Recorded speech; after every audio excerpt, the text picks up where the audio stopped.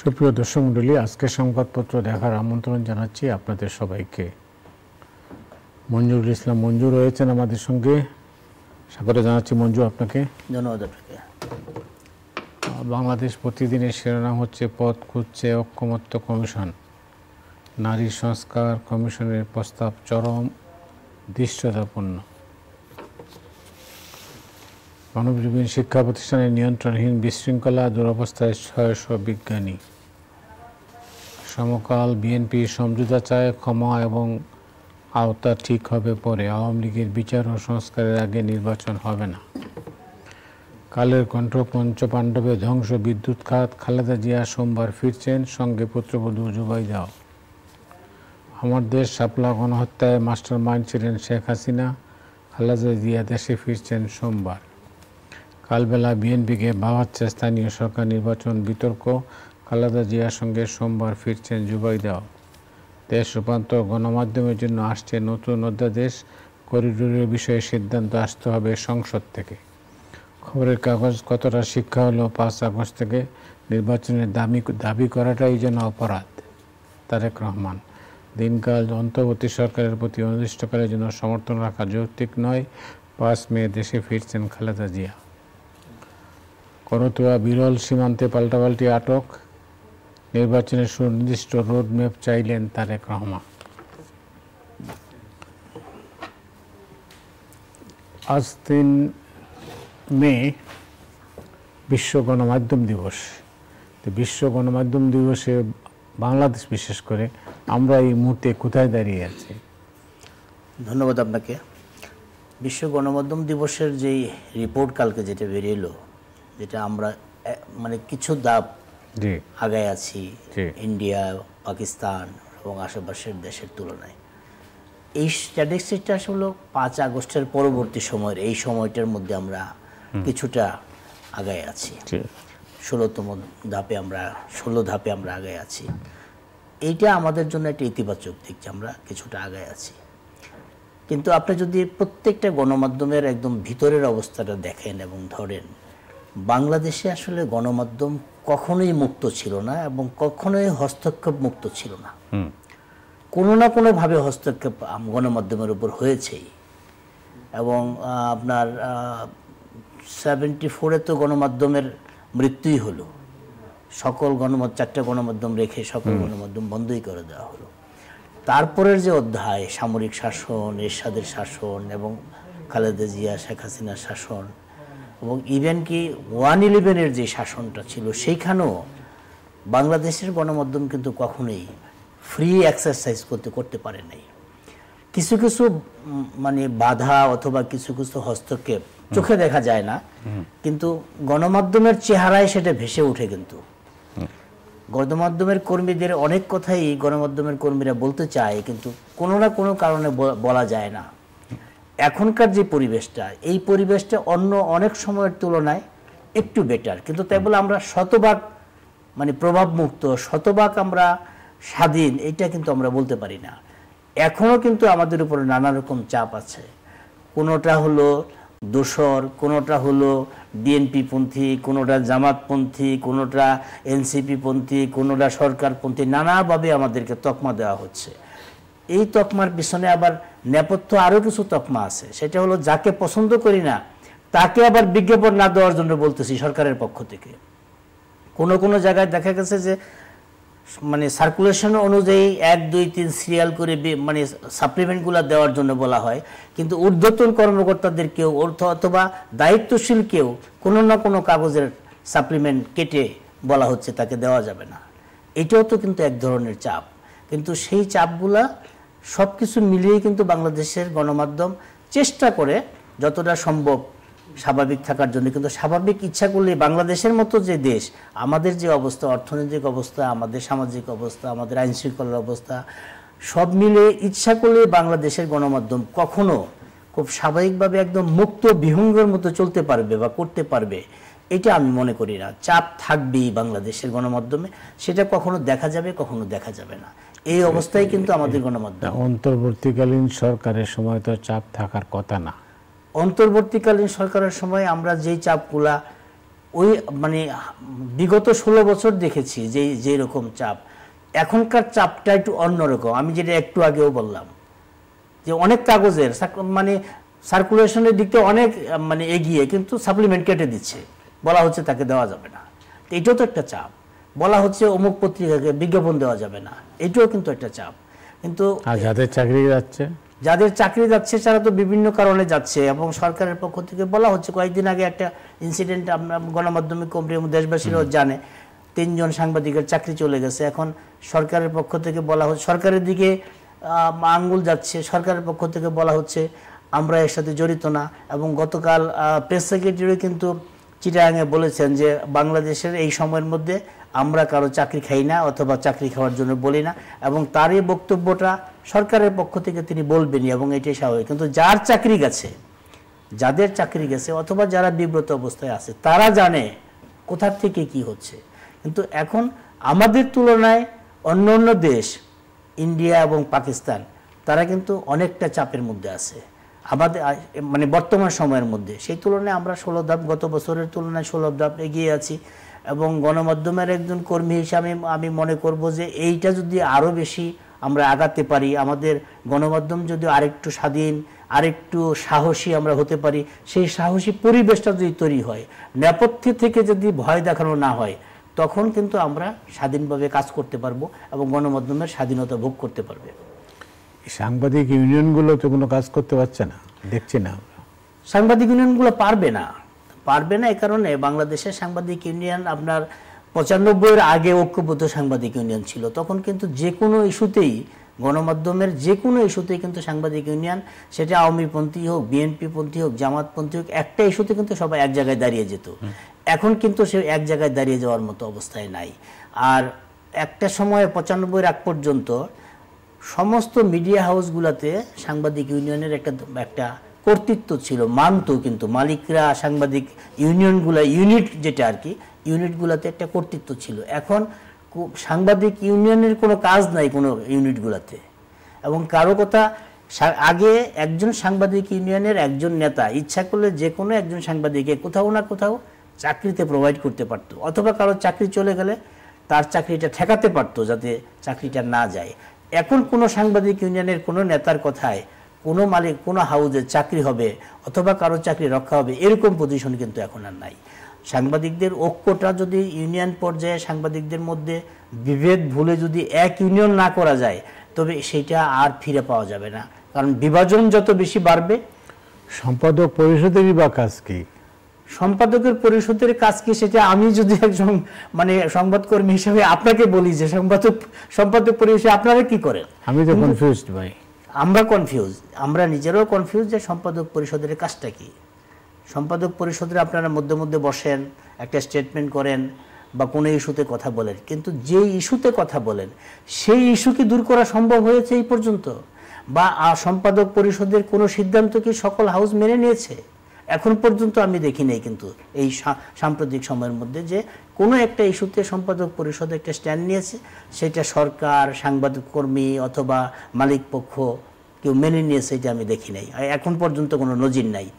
তো সম্পাদক পরিষদটা একটা প্রেস্টিজিয়াস জায়গা কিন্তু, যে সম্পাদকদের ছিল এক সময়। হ্যাঁ, কিন্তু সেই এক সময়ের সেই যে স্বচ্ছ আয়নাটা, সেটা আমরা এখন পর্যন্ত দেখতে চাই যে আপনারা যারা সম্পাদক পরিষদের সদস্য আছেন তারা ওই জায়গাটা আরো বেশি মানে উজ্জ্বল থাকে। আয়নার মধ্যে ফাটল ধরেছে। যাই হোক, পরে কথা বলবো এটা নিয়ে। যাই হোক, আপনি জানেন যে তারেক রহমান একটা বক্তব্য রেখেছেন, ভোট চাওয়াই যেন অপরাধ। হ্যাঁ, এই কথাটা উনি বলেছেন, ভোট চাওয়াই যেন একটা অপরাধ। ভোট চাইলে, নির্বাচনের কথা বললে সংঘবদ্ধভাবে সবাই ঝাঁপিয়ে পড়ে এবং সবাই নানাভাবে ডিজিটালি এবং অফলাইন, অনলাইনে নানাভাবে সমালোচনা করে, গালাগালিজ করে, এরকম হয়। সেটা একটা সংঘবদ্ধ চক্র কিন্তু আছে, যারা নির্বাচনটা চায় না, যারা নির্বাচনটা চায়। দেশে দুইটা ভাগ হয়ে গেছে কিন্তু। আগে দুইটা ভাগ ছিল, একটা হলো আওয়ামী লীগ, একটা হলো এন্টি আওয়ামী লীগ গ্রুপ। এখন ভাগ হয়ে গেছে নির্বাচন চাই, নির্বাচন চাই না। এই সরকারের 5 বছর চাই, এই সরকারের 5 বছর চাই না, এরকম একটা বিষয় হয়ে গেছে। আর অনলাইনে, বিশেষ করে ফেসবুক, ইউটিউবে একটা বিষয় দেখা যাচ্ছে যে কিছু মানুষ আছে যে কোনো একটা বিষয়ে রেজ করলে, যেমন নির্বাচন দ্রুত সময়ের মধ্যে দিয়ে এই সরকার যত দ্রুত সময়ের মধ্যে দিয়ে রাজনৈতিক সরকারের কাছে হস্তক্ষেপ করবে এবং সংস্কার শর্ট টার্ম সংস্কারগুলো করে লং টার্ম সংস্কার রাজনৈতিক দলের উপর ছেড়ে দিয়ে এই যে একটা প্রক্রিয়ার কথা বলা হচ্ছে, এইটা বললেই ফেসবুকে ইউটিউবে একটা গ্রুপ সমানে গালাগাল করতে থাকে এবং গালাগাল সেই অকথ্য ভাষায় গালাগাল করে। আমরাও মধ্যে মধ্যে দেখি যে আমরা আলোচনা করি, কথা বলি, আমাদের কথাবার্তা নিয়েও অকথ্য ভাষায় গালাগাল করে। আমরা কেন সালাম দেই না, আমরা কেন এটা করি না, এই কথাটা কেন বললাম, এই যে আমি অমুক দলের, সেই অমুক দলের, নানা রকম কথাবার্তা হয়। এই যে ফেসবুক ইউটিউবের ডিজিটাল দুনিয়ায় একদম, হ্যাঁ ডিজিটাল দুনিয়ার যে উপকার হয়েছে বা ভালো কিছু নাই তা কিন্তু না। আমরা ডিজিটাল দুনিয়াতে 5ই আগস্টের প্রভাব তো আমরা দেখেছি, কিন্তু সেই 5ই আগস্টের যে ফল, এটাকে নষ্ট করার জন্য আবার কিন্তু একটা গ্রুপ লেগে গেছে। আপনি দেখবেন যে এই নির্বাচন চাই না, এই যে তারেক রহমান সাহেবের যে বক্তব্যটা গতকাল দিয়েছেন, এইটাকে কেন্দ্র করে ফেসবুক ইউটিউবের যে বক্তব্য কালকে আসবে, যেভাবে গালাগাল করতে থাকবে, এইটা একমাত্র সম্ভব। আরেকটা গালাগাল, যেমন বিএনপির ভারপ্রাপ্ত চেয়ারম্যানের বক্তব্য নিয়ে যদি যারা গালাগাল করে, তাদেরকে পাল্টা গালাগালের যদি একটা ইউনিট না করা হয়, তবে এই গালাগাল বন্ধ করা যাবে না। যে যেরকম তাকে সেইভাবে মোকাবেলা করতে হবে। গালাগালই কি সমাধান? গালাগাল এখন তো দেখা যাচ্ছে যে যারা বেশি গালাগাল করে, যারা বেশি অকথ্য ভাষায় কথা বলে, তাদের তত বেশি ভিউ, তত বেশি লাইক, তত বেশি কমেন্ট, এবং নষ্টদের পক্ষে এখন চলে গেছে সব। নষ্টরা এখন লিড করতে সব কিছু, এবং সমাজের মধ্যে নষ্ট লোক কম, কিন্তু নষ্টের প্রভাব বেশি। সমাজ কি তাহলে নষ্ট হয়ে গেল? সমাজ নষ্ট না। যেমন আমি যে এক্সাম্পলটা সবসময় বলি, যে একটা ঘরের মধ্যে শোবার ঘর যদি 4টা থাকে, ওয়াশরুম বা টয়লেট থাকে হয়তো 2টা বা 3টা, শোবার ঘরের দরজাটা কিন্তু খোলাই থাকে, কিন্তু ওয়াশরুমের আকার ছোট হইলেও দরজাটা সবসময় বন্ধ রাখতে হয়, কারণ দুর্গন্ধটা টয়লেট থেকে বা ওই ওয়াশরুম থেকে আসে। সুতরাং ওই জায়গাটায় এখনই সময় হলো যে এই যে যারা সামাজিক মাধ্যমে, যোগাযোগ মাধ্যমে মানুষকে গালাগাল করে, মানুষের সব অকথ্য প্রপাগান্ডা ছড়ায় এবং বিভ্রান্ত করতেছে, তাদেরকে মোকাবেলা করার জন্য শক্তভাবে তাদের দরজাটা বন্ধ করে দিতে হবে। না হলে সমাজের মধ্যে যে এই যে সম্মানিত মানুষকে অসম্মান করা, কথাটা বললে সেই কথাটাকে বিশ্লেষণ করে নেগেটিভভাবে উপস্থাপন করা, এখন নতুন একটা শব্দ আমাদের ন্যারেটিভ। এক একজনের ন্যারেটিভ তো এক এক রকম। এখন ইংরেজি 6 আমার দিকে ধরলে আমি 6 মনে করব, আপনার দিকে ধরলে আপনি 9 মনে করবেন। তো এখন আপনি যদি 9 ন্যারেটিভ করেন, আমি তো 6 ন্যারেটিভ করব, কারণ 6 দেখতে পাচ্ছি। কিন্তু এই যে মানুষের প্রতি শ্রদ্ধাবোধ যেটা নষ্ট হয়ে যাচ্ছে, মানুষকে যে শ্রদ্ধা করা, বিশেষ করে 5ই আগস্টের পরে যারা যে কথা বলার সুযোগ পেত না 5ই আগস্টের আগে, তাদের কথা শুনলে মনে হয় যেন এক একজনের কথার ওজন 2 টন, 3 টন, 5 টনের ওজনের মতো এক একজন এক একটা কথা বলতেছে। কাকে বলতেছে, কেন বলতেছে? মানুষের প্রতি শ্রদ্ধাবোধ, সমাজের প্রতি শ্রদ্ধাবোধ, রাষ্ট্রের প্রতি শ্রদ্ধাবোধ নাই। মনে হচ্ছে যেন আমার অঙ্গুলি হেলনেই সব কিছু হয়ে যাবে। এই যে নিজেকে এইভাবে মানুষের সামনে একটা দানবের মতো উপস্থাপন করা, এটা কিন্তু সমাজকে, দেশকে নষ্ট করে ফেলবে। সে কারণে তারেক রহমান যেটা বললেন যে এটি কি অপরাধ, নির্বাচন তো একটা রাজনৈতিক দলের পক্ষে নির্বাচন চাবে, এটা তো স্বাভাবিক। তার রোডম্যাপ চাওয়াটা কি অপরাধ হতে পারে না? একটা রাজনৈতিক দলের প্রধান, তিনি কি রোডম্যাপ চাইতে পারবেন না? এটা থেকে তার চাওয়ার অধিকার নাই। এবং তিনি কেন, বাংলাদেশের যে 39টা রাজনৈতিক দলের সাথে ঐক্যমত্য কমিশনের মানে বৈঠক হচ্ছে, যে এই পর্যন্ত অনেকগুলা রাজনৈতিক দলের সাথে হয়েছে, বেশ কিছু রাজনৈতিক দল এখনো পেন্ডিং আছে। তো যাদের সাথে রাজনৈতিক দলের সাথে ঐক্যমত্য কমিশনের বৈঠক হয়েছে, তারা প্রত্যেকেই তো নির্বাচনের পক্ষে। এমন তো না কেউ বলে নাই যে নির্বাচন ছাড়া আমরা থাকতে পারবো। হ্যাঁ, একটা বিষয় হলো যে আজকে গতকাল যেটা এনসিপি যেই সমাবেশটা করেছে, যে আওয়ামী লীগের বিচার করতে হবে, আওয়ামী লীগের বিচার করতে হবে, এবং জুলাই সনদে যেন আওয়ামী লীগের বিচারের কথাটা থাকে, এবং আওয়ামী লীগের নিবন্ধন যাতে বাতিল করতে হয়। এনসিপি তোমরা কেন সরকারের কাছে এই দাবি করবা? সরকার তো তোমাদেরই প্রোডাক্ট, ছাত্র জনতা, তোমরাই তো বলছো ছাত্র জনতার প্রোডাক্ট হলো এই সরকার, তোমাদেরই তো প্রোডাক্ট। আজকে এনসিপির তুমি এই দলের যে আহ্বায়ক, কয়েকদিন আগেও তো তিনি সরকারে ছিলেন এবং উপদেষ্টা ছিলেন। তো সেই কারণে আপনি কেন এখন আওয়ামী লীগের নিষিদ্ধের, আওয়ামী লীগের রাজনীতি বাতিলের দাবি করতে হবে কেন? এই 9 মাস আপনারা কি করেছেন? আওয়ামী লীগ যখন 24-এ মানে 1 আগস্ট 2024-এর 1 আগস্ট যখন জামাত এবং শিবিরের রাজনীতি বন্ধ করার জন্য প্রজ্ঞাপন জারি করেছিল, সেই রাস্তাটাই তো খোলা আছে। তো সেই রাস্তা দিয়ে আপনি 9 মাসে করলেন না কেন আওয়ামী লীগের বিচার? সেই রাস্তা দিয়ে আওয়ামী লীগের নিবন্ধন বাতিল করলেন না কেন? আপনার সরকারের কাছে আপনি কেন দাবি করবেন? আপনার সরকার কেন করলো না? আপনারা বলতেছেন পাড়ায় মহল্লা সমাবেশ মানে মঞ্চ করবেন আওয়ামী লীগের বিচার না করলে, কিন্তু এখন দেশবাসী যদি বলে আপনারা কেন এই 9 মাসে করলেন না, সেই বিচার সেই জবাব আপনাদের দিতে হবে। এই সরকার আপনাদের সরকার, এই সরকার আপনাদের সরকার যদি হয়, আপনারা 9 মাসে আওয়ামী লীগের বিচারের কোনো রাস্তা কেন খুললেন না? আপনারা 9 মাসে আওয়ামী লীগের নিবন্ধন বাতিলের কেন চেষ্টা করলেন না? সেই প্রশ্ন জনগণ যদি করে আপনাদেরকে, আপনারা কোথায় যাবেন?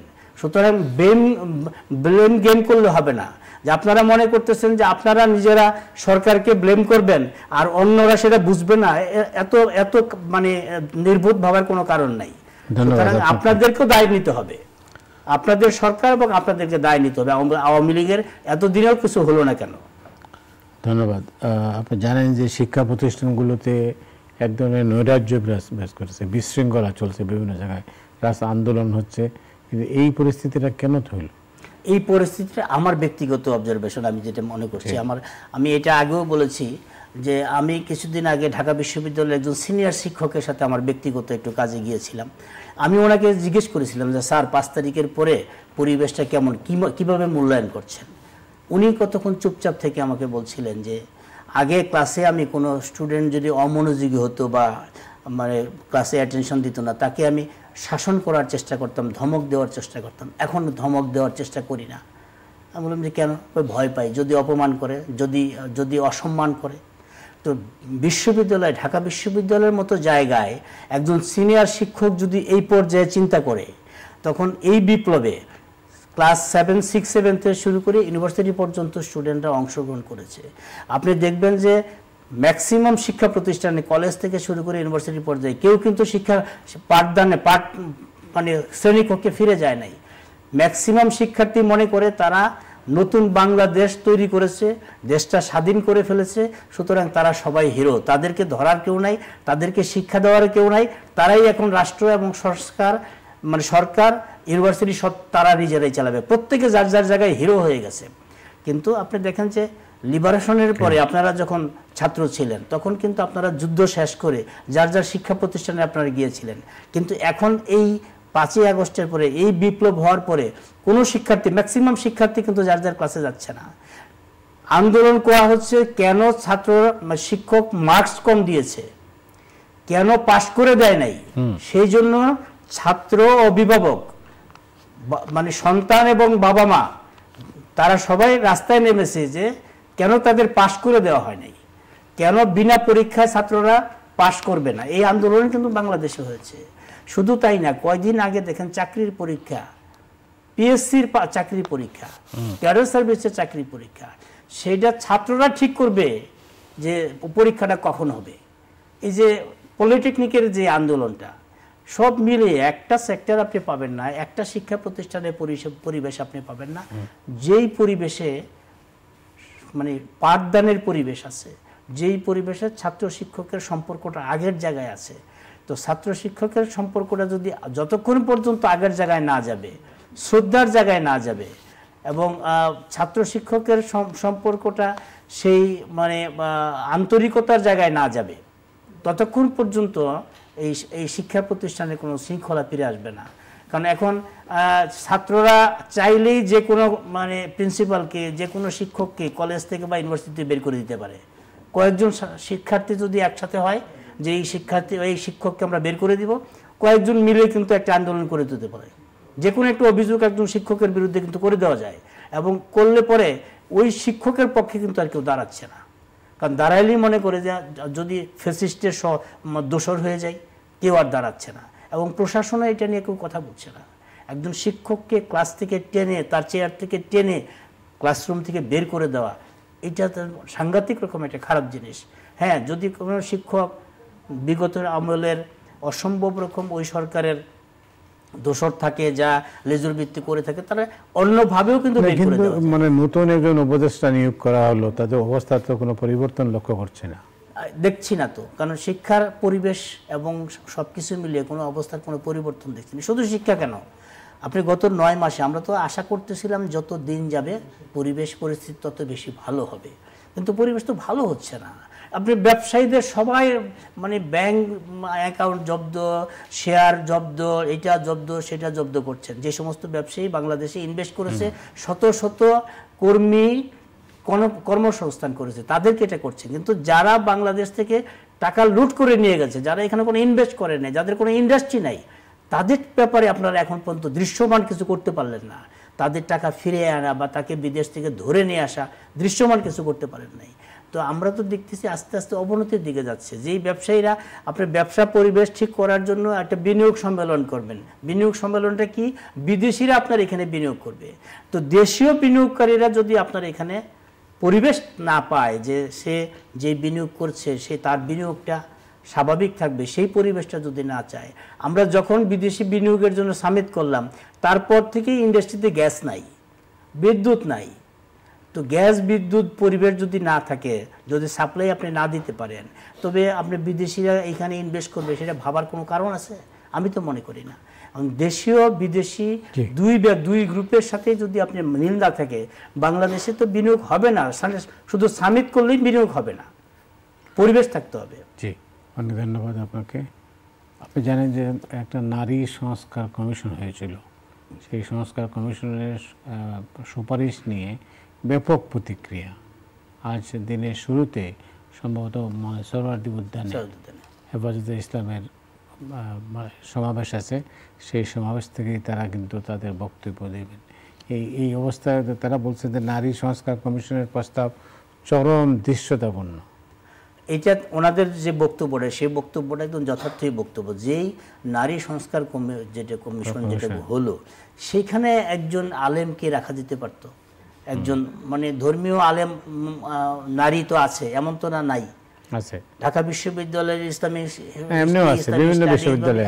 বিভিন্ন বিশ্ববিদ্যালয় আছে, একজন নারী আলেমকে তো রাখা যেতে পারতো। যে আমরা যে নারী সংস্কারের আইন করতেছি, আমরা এখানে ইসলাম ধর্মে আমাদের নারীর বিষয়গুলো কিন্তু নারী এবং পুরুষের সম্পর্ক, সম্পত্তি এবং সবকিছু মিলে কিন্তু একদম স্পেসিফিক করা আছে, কি হবে, কে কি করবে, সব কিন্তু স্পেসিফিক করা আছে। সেই জায়গা থেকে তারা যে কথাটা বলছে যে এটা হলো নারীদেরকে আরো বেশি অসম্মান করার জায়গায় নিয়ে যাচ্ছে এই নারী সংস্কার আইন। তো সেই জায়গাটায় আমি মনে করি যে বাংলাদেশের প্রায় সকল ধর্মীয় রাজনৈতিক দল, বিশেষ করে ইসলাম ধর্মীয় রাজনৈতিক দল এবং অন্যান্য রাজনৈতিক দলও কিন্তু এই নারী সংস্কার কমিশনের যে রিপোর্ট, এটার পক্ষে না। অনেকগুলো সংস্কার কমিশন হয়েছে, কিন্তু একমাত্র এইটার পক্ষেই মানুষ রাস্তায় নেমেছে, বিশেষ করে ধর্মীয় রাজনৈতিক নেতারা, আলেম সমাজ রাস্তায় নেমেছে। এবং কালকের যে শোডাউনটা হবে, সেই শোডাউনের পরে এই নারী সংস্কার কমিশনের যে রিপোর্ট, সেটা প্রত্যাহার করা ছাড়া আর কোনো রাস্তা হয়তো সরকারের সাথে থাকবে না। কারণ সকল আলেম সমাজ যখন এক হয়ে যাবে, কালকে একজন মানে ধর্মীয় নেতা, একটি রাজনৈতিক দলের নেতা বলছেন যে এই নারী সংস্কার কমিশনের রিপোর্ট প্রত্যাহার করা না হলে এই সরকার 5 দিনে ক্ষমতা থাকতে পারবে না। এটা যদি আলটিমেটাম হয়, এরা এই আলেম সমাজ যদি রাস্তায় নামে, আসলেই কিন্তু সরকারের জন্য খুব ঝুঁকি হয়ে যাবে এবং খুব বিপজ্জনক পরিস্থিতি সরকার পড়ে যাবে। সুতরাং এই বিষয়টা এখনই কিন্তু সুরাহা করার সময়। কিন্তু যেমন ধরেন 5ই আগস্টের যে বিপ্লব, সেই বিপ্লব যেমন সময় নিতে নিতে যে অবস্থা তৈরি হয়েছে, এই একই ঘটনা কিন্তু এই জায়গায় ঘটতে পারে যদি আপনি সময় নেন, যদি আপনি আলেম সমাজকে মাঠে নামান। হ্যাঁ, এইটা আবার আরেক রকম পলিটিক্সও হইতে পারে। সেটা হলো যে এই নারী সংস্কার কমিশনের রিপোর্ট আমরা প্রত্যাহার করব না, আলেম সমাজ মাঠে থাকবে, সরকারও মাঠে থাকবে, এই নির্বাচনে ডামাডোল হইতে থাকবে, যাতে নির্বাচন কবে হবে সেই জায়গাটাও পিছাই যেতে পারে। তো এটাও একটা পলিটিক্স হইতে পারে, এটাও একটা কৌশল হইতে পারে। সুতরাং আলেম সমাজ যেই জায়গায় আছে, এই জায়গা থেকে আলেম সমাজ কিন্তু এক চুলও নড়বে না, একদম তারা এই ব্যাপারে একদম শতভাগ এক জায়গায় থাকবে যে এই সংস্কার কমিশনের রিপোর্ট প্রত্যাহার করতেই হবে। ভারত পাকিস্তান যুদ্ধের একটা কি চলছে বলতে পারেন, মহড়া চলছে, প্রস্তুতি চলছে, যে কোনো মুহূর্তে যুদ্ধ হতে পারে, এরকম একটা আশঙ্কা আছে। এই যখন অবস্থা, তখন বাংলাদেশের একজন অবসরপ্রাপ্ত জেনারেলের বক্তব্য নিয়ে কিন্তু এই উপমহাদেশ আলোচনা শুরু হয়েছে। এটা আসলে বাংলাদেশের যে পলিসি, বাংলাদেশের পলিসি হলো তো আমাদের কারোর সাথে মানে প্রতিবেশী সবার সাথে আমাদের বন্ধুত্বপূর্ণ সম্পর্ক, এটা হলো আমাদের ফরেন পলিসি। তো এই ফরেন পলিসির জায়গায় যিনি ফজলুর রহমান, যিনি একটা বিডিআর একটা কমিটির, রৌমারী কমিটির একটা কমিটির প্রধান, সেই জায়গাটায় রৌমারী হত্যাকাণ্ড ঘটনা এবং সব মিলিয়ে বিডিআর হত্যাকাণ্ড ঘটনা সব মিলিয়ে উনি একটা কমিটির প্রধান হিসেবে দায়িত্বশীল একটা পদে আছেন। দায়িত্বশীল পদে থেকে যখন তিনি এই কথাটা বলবেন এবং বাংলাদেশ সেনাবাহিনীর একজন প্রাক্তন কর্মকর্তা হিসেবে, এটা কিন্তু আলোচনায় আসবে, এটা সরকারকে বিব্রত অবস্থায় ফেলবেই। এটা সরকার বলছে এটার সাথে সরকারের সম্পর্ক নেই। সরকার একটা স্টেটমেন্ট করেছে পররাষ্ট্র মন্ত্রণালয় যে এটার সাথে সরকারের কোনো সম্পর্ক নেই, এটা ওনার ব্যক্তিগত বিষয়টা। কিন্তু ব্যক্তিগত বিষয় হলো যে আমি যখন কোনো দায়িত্বশীল পদে থাকব, তো আমার বক্তব্যটা রাষ্ট্রের স্বার্থের সাথে সম্পর্কিত হতে হবে। কিন্তু রাষ্ট্রকে চাপের মধ্যে ফেলা বা রাষ্ট্রকে কোনো ঝামেলার মধ্যে ফেলা বা কোনো বিতর্কের মধ্যে ফেলা, এরকম কোনো বক্তব্য প্রত্যেকটি দায়িত্বশীল নাগরিক, বিশেষ করে দায়িত্বশীল পদে যারা থাকে, তাদের হওয়া উচিত না এবং করা উচিত না। বাংলাদেশ ভারতের যে সম্পর্কটা, এই সম্পর্কটা আমি যতই অস্বীকার করি, কিন্তু বাংলাদেশ ভারতের সম্পর্কটা দুই প্রতিবেশীর এটা সম্পর্ক থাকবেই। এবং আমাদের এমন কোনো ক্ষমতা নাই যে আমরা 7 সিস্টার দখল করতে পারবো। বাংলাদেশের সক্ষমতা নিয়ে তো চিন্তা করতে হবে। যত কিছুই হোক, ভারত পাকিস্তান যখন যুদ্ধ লাগবে, এটার তাপ কিন্তু আমাদের উপর আসে পড়বেই, এটা কোনো মানে অ্যাভয়েড করার কোনো সুযোগ নাই। কিন্তু সেই জায়গাটায় আমার এমন কোনো সক্ষমতা আমরা সক্ষম হয়ে যাই নাই যে আমি এই ফাঁকে গিয়ে বাবা 7 সিস্টার দখল করে ফেলতে পারবো, এইটা ভাবার কোনো কারণ নাই। আমাদের যেই সুযোগটা ছিল এক সময়ে, সেই সুযোগটা হলো 7 সিস্টারের সাথে আমাদের সম্পর্কটা যেটা আরও বেশি গভীর করা, যাতে কারণ আমাদের কালচারালি 7 সিস্টারের সাথে আমাদের কালচারালি অনেক বেশি আমাদের মিল আছে, সম্পর্কটা স্বাভাবিক রাখা। কিন্তু দুই দেশের পলিসিগত কারণেই কিন্তু সেই সম্পর্কটা কখনো স্বাভাবিক হয়, কখনো স্বাভাবিক হয় না। কিন্তু ভারত বাংলাদেশের সম্পর্ক দখল করার সম্পর্কের মধ্যে যদি যাই, তখন সেটা আমাদের দুই দেশের জন্য বিপজ্জনক হবে বলে মনে করি। অনেক ধন্যবাদ আপনাকে। ধন্যবাদ আপনাকে। দর্শক মূল্য, আজ রাতের মতো এখানে বিদায় নিচ্ছি। আগামীকাল আবার দেখা হবে। শুভরাত্রি।